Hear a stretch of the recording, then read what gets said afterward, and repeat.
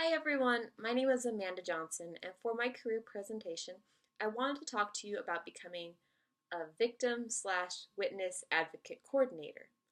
Now, I first found out about this type of position through my current job at the hospital because we work with a company called FACES.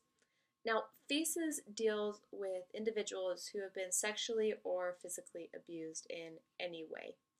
I don't know anyone personally in this type of position right now, but I know there was a trainer that worked at the hospital, and I had contact with her for just a couple weeks before she was transferred from the hospital to this company to help individuals. I think I could get in contact with her, but I would have to check with my current supervisor because of all of the confidentialities that surround the hospital and this organization. The work environment varies greatly because as an advocate coordinator, you can work for smaller companies such as community centers or shelters, but you can also work for state and local government such as the armed forces. While most advocate coordinators work a 9 to 5 job, they have to be on call 24/7. This is because at any time, the people they're helping could have an emergency, could need help, or they could have a new client that are put on their cases and they need to help right away. Because of this, there are a lot of stressors. And the first stressor that comes to mind for me, because I've dealt with it slightly at the hospital, is confidentiality. When you work with individuals who have been physically or sexually abused, keeping their information private is of the utmost importance because you need to keep them safe. And this can be really stressful at times because you're not allowed to take that home with you. You can't talk with it to your family or your friends.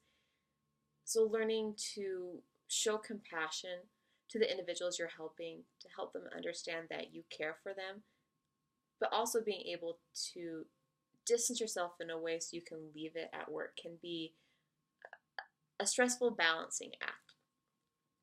And alongside with that, the people that advocates work with have been traumatized, and they can and will, to my understanding, lash out at those who are trying to help them because they're scared and they're defensive and they're angry and they don't know where or how to funnel that anger. So a lot of times it's directed at those advocates.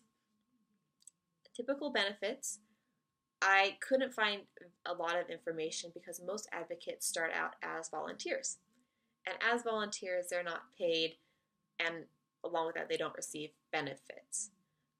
However, I would think that if an advocate was formally employed by the government, there would be benefits that go along with that.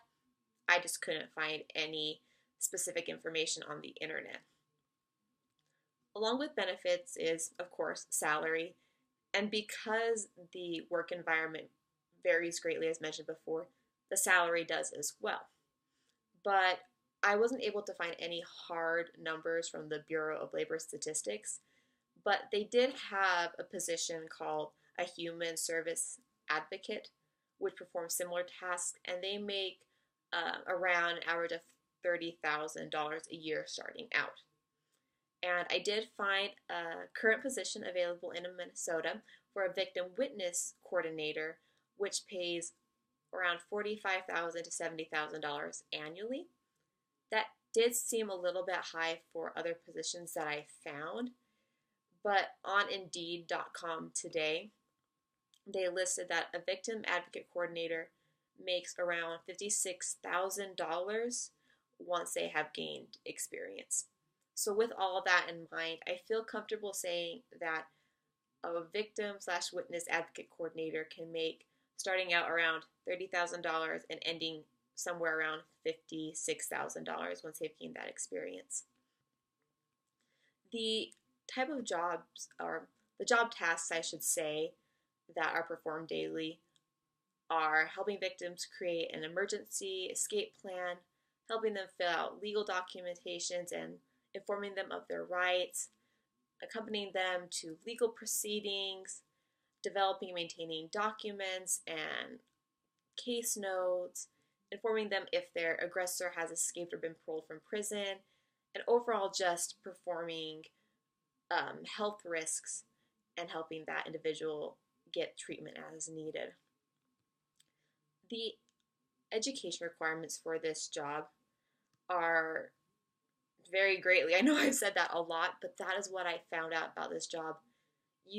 Most positions, they do want a bachelor's degree of some kind, mostly in criminal justice, psychology, sociology, family and marriage studies.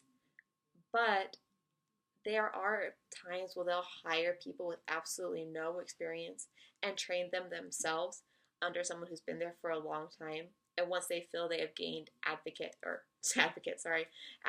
experience, then they will put them in a position where they can independently perform.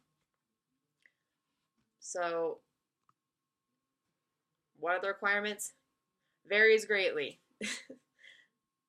But one thing that was a common thread throughout was that they do like to have them have some sort of experience in the criminal justice system, whether that would be as an internship, education, or even volunteering. But once again, it is not a requirement.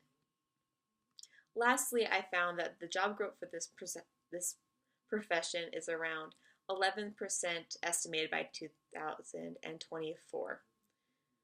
And I just want to stress that someone in this position has to be extremely compassionate and very, very patient. I'm not the most patient of people, but I know it is one that we can obtain through practice, of course, and through our Heavenly Father. And I feel very blessed to have done this research and to share it with you today. And I hope you know a little bit more about becoming a victim/witness advocate coordinator. Thanks for watching. Bye.